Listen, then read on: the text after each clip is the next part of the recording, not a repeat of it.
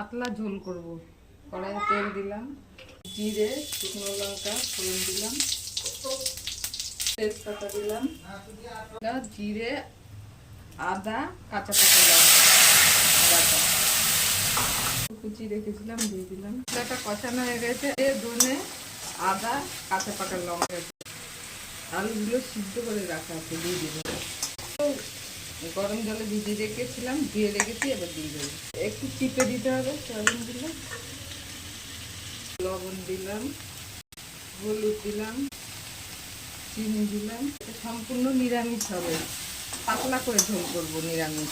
অল্প একটু জল দিয়ে দিলাম, আলু জল দিয়ে 5 মিনিট ঢেকে দেবো। একটু ঘি দিলাম, গরম মশলার গুঁড়ো দিলাম, 5 মিনিট মতো হয়ে যাবে।